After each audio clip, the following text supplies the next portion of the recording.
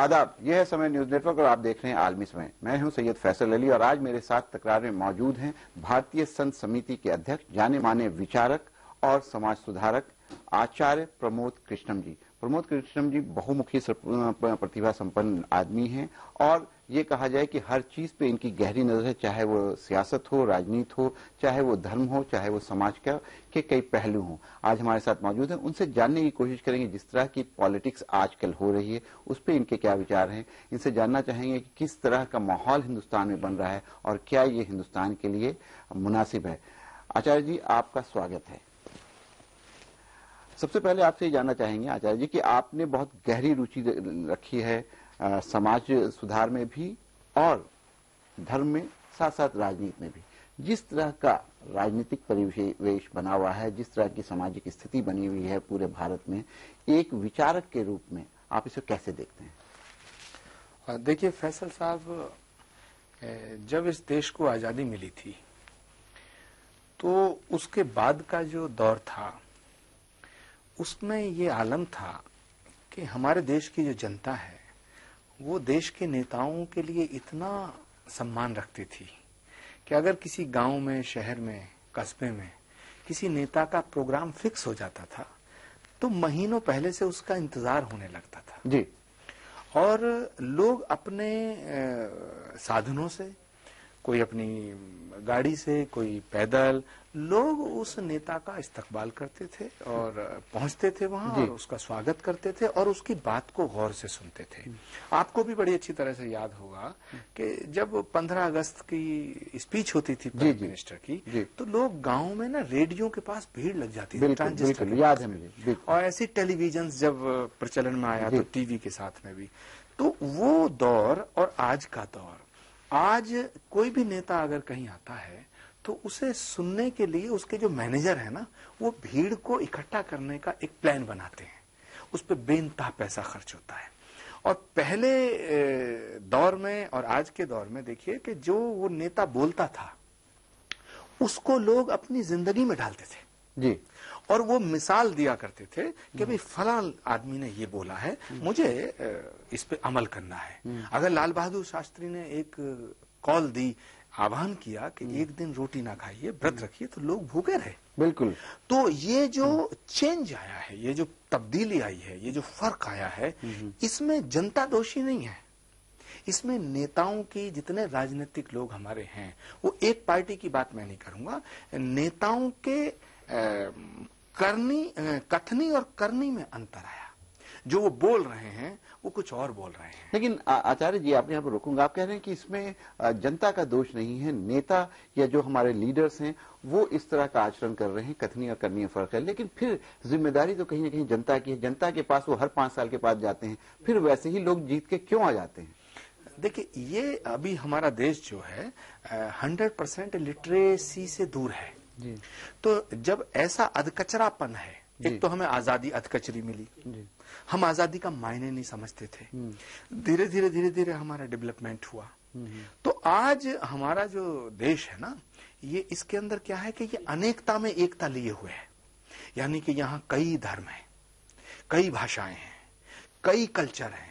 आज देखिएगा पश्चिमी उत्तर प्रदेश का कल्चर कुछ और है, पूर्वी उत्तर प्रदेश का और है, बिहार का कुछ और है, राजस्थान का कुछ और है, हरियाणा का कुछ और है, पंजाब का कुछ और है, जम्मू कश्मीर का और है। तो हमारा जो देश है ये कई तरह की बोलियों से, कई तरह की भाषाओं से, कई तरह के कल्चर से मिल करके बना है। तो इसमें अगर हम ये कहें कि एक नेता जो बात करते हैं, जो पॉलिटिकल लोग बात कर रहे हैं, तो पॉलिटिकल लोग जो बात कर रहे हैं तो जिम्मेदारी उनकी ज्यादा है। जिम्मेदारी उसकी है जो रहबर है, जिम्मेदारी आवाम की नहीं है। आवाम के बीच में जब नेताजी जाते हैं तो उसको फिर एक तरह का जो वो बात करके उसे छलते हैं, दूसरे तरह का एक मैनेजमेंट शुरू हो जाता है कि जी फैसल साहब तो गलत हैं, लेकिन इस पार्टी ने आचार्य प्रमोद जी को भेज दिया है या फलाने को भेज दिया है। तो पार्टी को जो चलाने वाले लोग हैं बुनियादी रूप से वो गलती करते हैं और उन्हें देश की तमीज नहीं है, या तमीज है तो जान करके देश की जनता को छलते हैं, ठगते हैं। ऐसे ही देश की जनता बेचारी लुटे जा रही है अच्छे वादों के। कभी वो अच्छे वादों पे कुर्बान हो जाती है, कभी वो अच्छी प्लानिंग पे कुर्बान हो जाती है, कभी अच्छे दिन आएंगे इस सपने पे कुर्बान हो जाती है। अल्टीमेटली कुर्बान होती है जनता। आपने अभी देखा, आपने बहुत सारी बात कही आचार्य जी, लेकिन आपने अभी जो बात अंत में कही कि अच्छे दिन आएंगे और वादों की दुनिया और वादों का सपनों का एक संसार सजाते हैं, सपने बेचते हैं और उसके बाद सत्ता में लोग आते हैं। ऐसा ही कुछ अभी कुछ दिनों पहले भी कुछ इस तरह की घटना हुई है। इस पूरे प्रकरण को अगर मैं आपको ले चलूं पीछे, तो जिस तरह से हिंदुस्तान का पार्लियामेंट्री इलेक्शन हुआ है उसको आप कैसे देखते हैं? जितनी सारी बातें की गई एक तरफ, और पूरे इलेक्शन के दौरान जिस तरह से रिलीजियस सेंटिमेंट को उभारा गया, क्या ये हिंदुस्तान, जहां आपने खुद कहा कि बहुत सारे धर्म रहते हैं, के लिए ये उचित है? देखो, एक बात तो मैं आपको बहुत साफ तौर से कह दूं कि जो आरएसएस है, जो बीजेपी के पीछे जो आरएसएस खड़ा है और उसकी सपोर्टिंग में जो ऑर्गेनाइजेशंस हैं, चाहे वो विश्व हिंदू परिषद है, चाहे वो बजरंग दल है, चाहे वो राष्ट्रीय स्वयंसेवक संघ है, ये बहुत बड़े ऑर्गेनाइजेशन हैं। और दूसरी तमाम तरह की जो पार्टियां हैं उनके भी सपोर्टिंग ऑर्गेनाइजेशन हैं। जैसे कांग्रेस पार्टी में यूथ कांग्रेस होती थी, सेवा दल होती थी और बहुत सी ऑर्गेनाइजेशन, छात्र विंग है, उनका NSCI है। लेकिन जो इसमें संघ और विश्व हिंदू परिषद है, ये बहुत बड़े ऑर्गेनाइजेशन के साथ साथ यहाँ थिंक टैंक है जी। यहाँ पूरी प्लानिंग होती है कि कैसे किसको पेश करना है जी। तो मोदी जी, नरेंद्र मोदी जी को जब पेश किया गया तो बहुत सोची समझी राजनीति और रणनीति के तहत किया गया। मैं ये कहना चाहूं कि एक ऐसा चक्रव्यूह सजाया गया जिसमें ये सारी पार्टियों के लोग, नेता जो थे, ये अभिमन्यु की तरफ फंस गए। उसमें बहुत बड़े बड़े तुर्रम खां थे, चाहे उसमें लालू थे, नीतीश थे, मुलायम सिंह थे, मायावती थी, कांग्रेस के राहुल गांधी थे। ये सब इस चक्रव्यूह में फंस गए क्योंकि घुसना जानते थे, बाहर निकलना नहीं जानते थे। ये इन्होंने सोची समझी रणनीति इनकी क्या थी कि मोदी जो हैं वो मुंह से बोलेंगे विकास, डेवलपमेंट, इस देश को मैं विकास के रास्ते पे ले जाना चाहता हूं, लेकिन असली एजेंडा जो था वो हिंदुत्व का था। क्योंकि मोदी को हिंदुत्व कहने की जरूरत नहीं थी। अब जैसे ही किसी ने कहा कि साहब ये हिंदुत्व की बात कर रहे हैं या हिंदू पोलराइजेशन की बात कर रहे हैं, तो फटाक से बीजेपी के प्रवक्ता सारे बोलते थे कि साहब नरेंद्र मोदी जी तो विकास की बात कर रहे हैं। लेकिन नरेंद्र मोदी जी को विकास की बात कर रहे हैं और विकास की बात उन्होंने की और आज भी कर रहे हैं। उन्हें हिंदुत्व कहने की जरूरत नहीं है क्योंकि हिंदुत्व का एजेंडा तो दूसरे लोग लेके चल रहे हैं। नरेंद्र मोदी जी का जो पर्सनालिटी है वो अपने आप में ही हिंदुत्व है, उसे बोलने की जरूरत नहीं है। नहीं, तो ये बताइए कि अगर ये जो बात आपने अभी उठाई है कि हिंदुत्व एजेंडा है, तो एक आम आदमी के तौर पर अगर सोचा जाए तो ये माना जाता है कि हिंदुस्तान हिंदू बाहुल कंट्री है। यहाँ पे ऐसे तो माना जाता है कि 82% हिंदूज हैं, लेकिन 75% हिंदूज हैं। तो वैसे राष्ट्र में जहाँ 75% आबादी किसी एक धर्म की है, तो वहाँ अगर इस तरह की बात की जा रही है तो इसमें बुराई क्या है? हमारे देश की खूबसूरती फैसल साहब पता क्या थी? अगर 10 हिंदू हों और 90 मुसलमान हों, फिर हिंदू कहें साहब हम मोहब्बत की बात करते हैं, ये बड़ी बात नहीं है, वो मजबूरी है। हिंदुस्तान की खूबसूरती ये थी और ये है कि यहाँ मेजॉरिटी हिंदुओं की है और वहाँ इज्जत मुसलमानों को दी जाए, वहाँ सम्मान दिया जाए, मोहब्बत की जाए उनसे, उन्हें अपना माना जाए। ये इसकी खूबसूरती थी। क्या कि यहाँ पर अनेकता में एकता थी। यही हमारे देश की खूबसूरती है और यही असली जमहूरियत है। आचार्य जी, आपको यहाँ पे रोकना पड़ेगा, समय हो गया है ब्रेक का। ब्रेक के बाद वापस आएंगे। आचार्य प्रमोद जी बहुत डिटेल में ये बता रहे हैं कि हिंदुस्तान की खूबसूरती इस बात में है कि अनेकता में एकता है, विविधता का देश है। समय हो गया है ब्रेक का। ब्रेक के बाद वापस आते हैं, आप कहीं जाइएगा नहीं।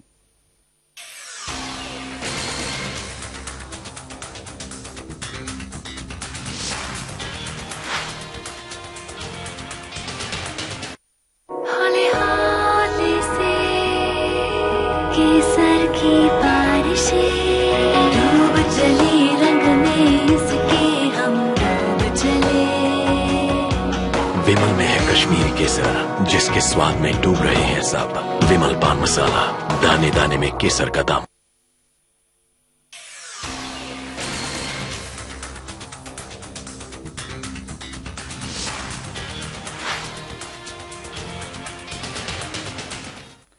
नाजरीन, ब्रेक के बाद आपका एक बार फिर खैर मकदम है। हम आचार्य प्रमोद जी से जानने की कोशिश कर रहे थे कि आजकल जो एक नारा बार बार उठ करके सामने आ रहा है, चाहे कई तरफ से ये बात आ रही है कि हिंदुस्तान को हिंदू राष्ट्र बनना है और हिंदुस्तान हिंदू राष्ट्र है। कभी गोवा से ये आवाज उठती है तो कभी गुजरात से ये आवाज उठती है, कभी किसी और खित्ते से आवाज उठती है, कहीं रह रह करके ये बात छेड़ी जाती है कि हिंदुस्तान एक हिंदू राष्ट्र है। लेकिन हमारे साथ एक सज्जन ऐसे बैठे हुए हैं जो भारतीय संत समिति के अध्यक्ष हैं और ये कह रहे हैं कि नहीं, हिंदुस्तान की खूबसूरती इसमें है कि हिंदुस्तान में सारे मजहब मिलजुल कर रहे हैं।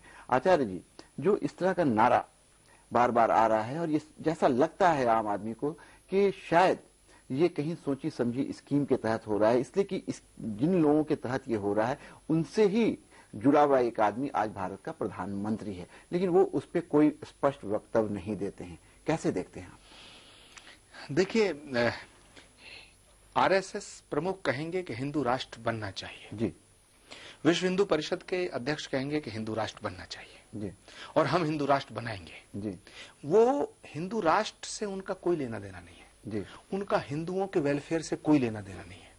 उनका राम से कोई मतलब होता तो राम मंदिर बनाने की बात करते। राम के नाम पर इकट्ठा करते हैं भीड़, और जब भीड़ इकट्ठा हो जाती है आप तो कह रहे हैं कि मंदिर बनाएंगे? सुनिए, सरकार नहीं, प्रधानमंत्री नहीं कहेंगे, ये सब कहेंगे। मैं आपसे एक बात कहना चाहता हूं कि जब राम के नाम पे सत्ता आई थी, उसके बाद जब सरकार बनी तो यही लोग थे, इन्होंने कहा राम एजेंडे में नहीं। नंबर एक।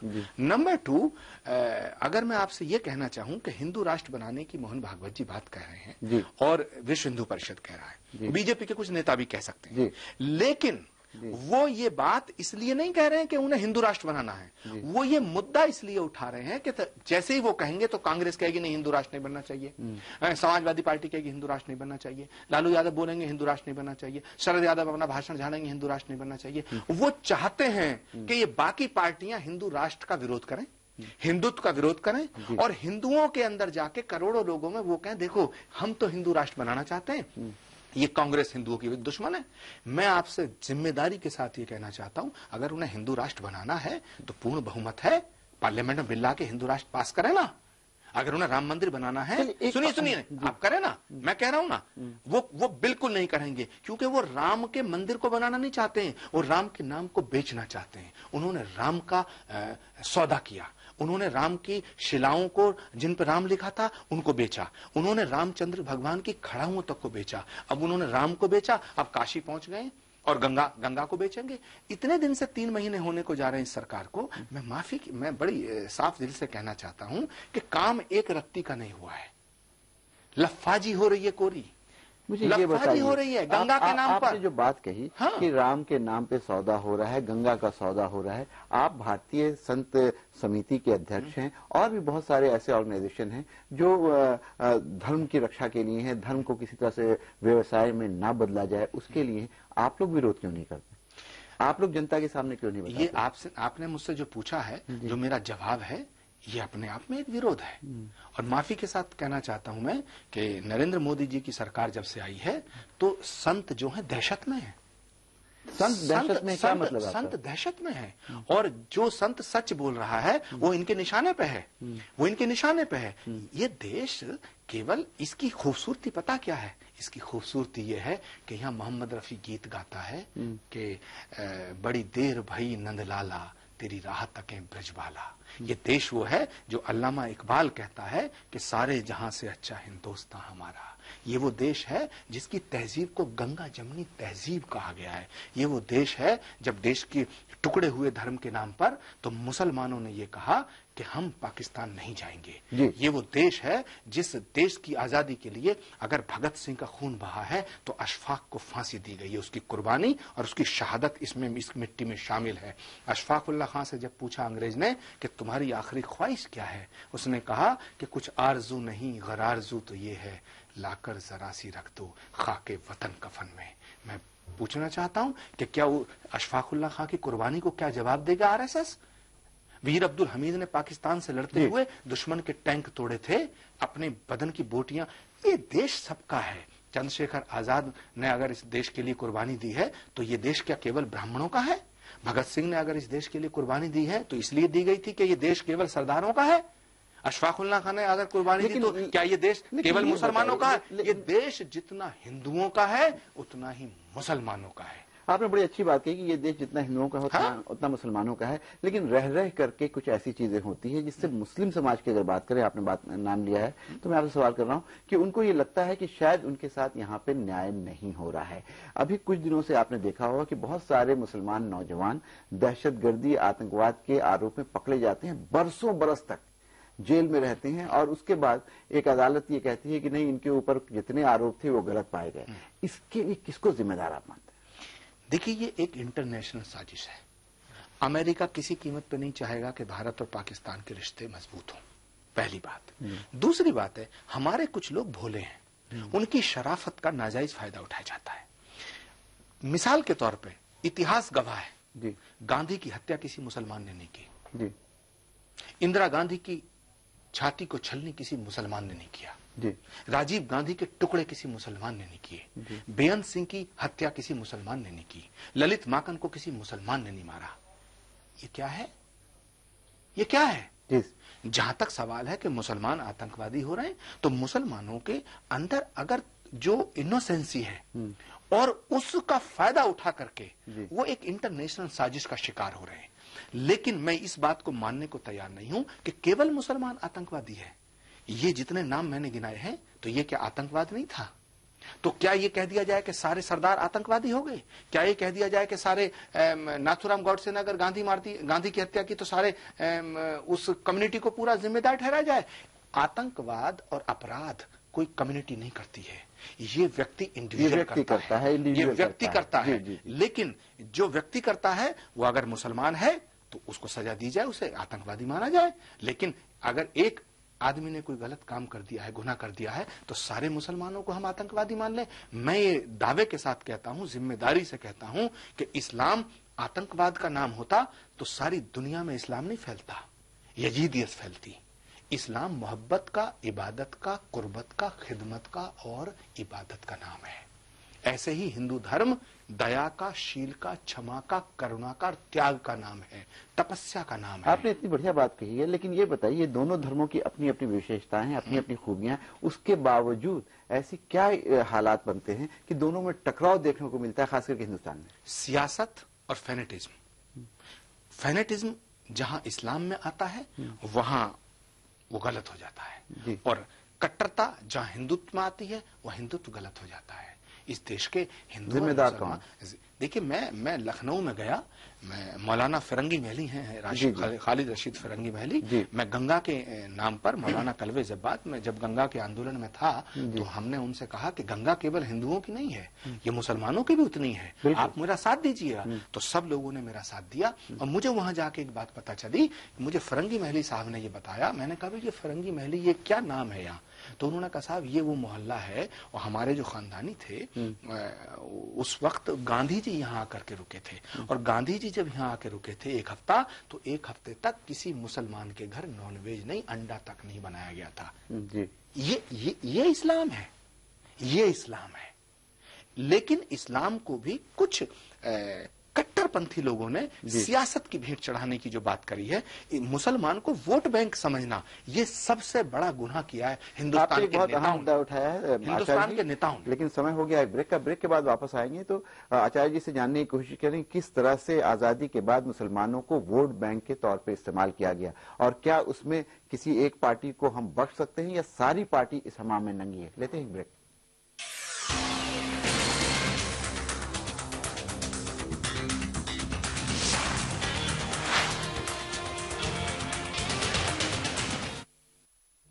जो आप लोगों को लग रहा था कि कोई जंगली जानवर या पैंथर है, वो दरअसल एक ब्रह्म राक्षस है।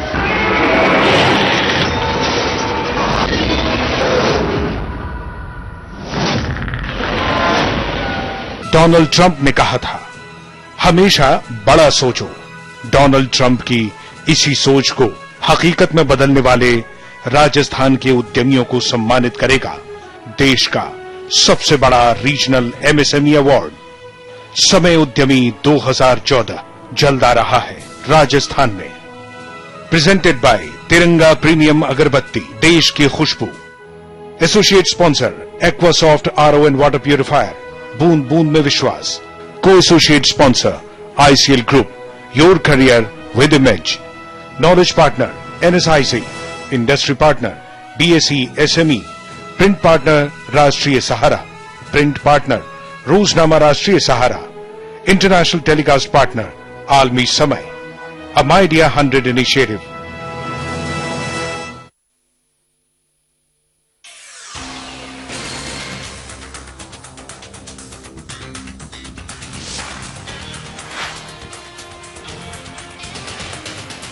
ब्रेक के बाद आपका खैर मकदम है। हमारे साथ मौजूद हैं आचार्य प्रमोद कृष्णम साहब। वो बता रहे हैं कि मुसलमानों का अलमिया ये है और इस मुल्क की बदकिस्मती ये है कि आजादी के बाद मुसलमानों को वोट बैंक के तौर पे इस्तेमाल किया गया और इसी से सारी चीजें निकलती हैं, चाहे वो उनके ऊपर दहशतगर्दी का इल्जाम लगता हो, चाहे उन पर फिरकापरस्ती का इल्जाम लगता हो या चाहे उनकी बदहाली हो। ये सारी चीजें सिर्फ इसलिए आज हैं क्योंकि मुसलमानों को वोट बैंक के तौर पर इस्तेमाल किया। लेकिन आचार्य जी से जानना चाहेंगे कि क्या इस वोट बैंक की जो सियासत मुसलमानों के साथ हुई उसमें कोई पार्टी ऐसी आपको लगता है जिसने ये काम ना किया हो? हर पार्टी, कांग्रेस से लेकर के आज की किसी भी पार्टी का आप नाम ले लिए, सबने मुसलमानों को छला है।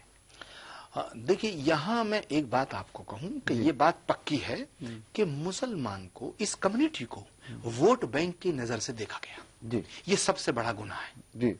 और उसमें कुछ मुस्लिम धर्म गुरुओं का भी उसमें ठीक है, उनका भी योगदान है जी। उनका भी है, क्योंकि क्या हुआ कि एक आदमी आया और उसने पूरी कौम का ठेका कर लिया। जी जी।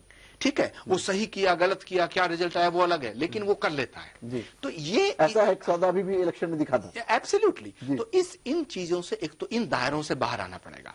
दूसरी बात यह है कि हम मुसलमान भाइयों से ये कहना चाहते हैं और उनकी कौम के जो भी रहनुमा हैं, जी जी, सच्चे रहनुमा जो हैं, उनसे मैं एक दरख्वास्त करना चाहता हूं कि एक तो वो अपनी कौम में 100% लिटरेसी लाएं।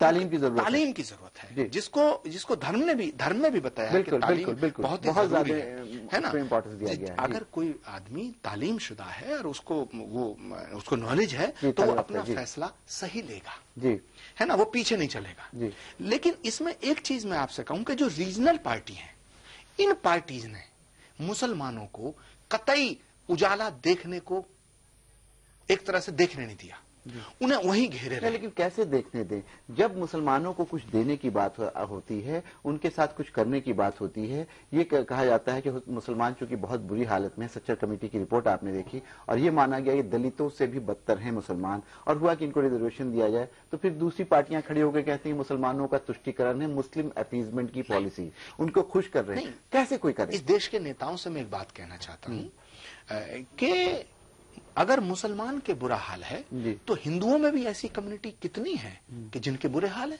आप इनको मुसलमान की तरक्की की जाए या हिंदू की तरक्की की जाए, दलित की तरक्की की जाए या ब्राह्मण की तरक्की की जाए, ऐसा क्यों सोचते हैं? जो भी बुरे हाल है उन सब की तरक्की क्यों ना की जाए? और माफ करना, दुनिया में नहीं तो अभी तो नरेंद्र मोदी कह रहे हैं कि सबकी तरक्की करूंगा मैं। वो क्या कह रहे हैं और क्या करेंगे, ये भगवान करे कि इस मुल्क की तरक्की हो, और भगवान करे, परमात्मा करे कि हिंदुस्तान का प्रधानमंत्री की तरह एक्ट करे। हिंदुस्तान का प्रधानमंत्री अभी जो एक्ट कर रहे हैं, भारत का प्रधानमंत्री अभी एक भारत का प्रधानमंत्री की तरह एक्ट नहीं कर रहे हैं, वो बीजेपी के नेता की तरह एक्ट कर रहे हैं।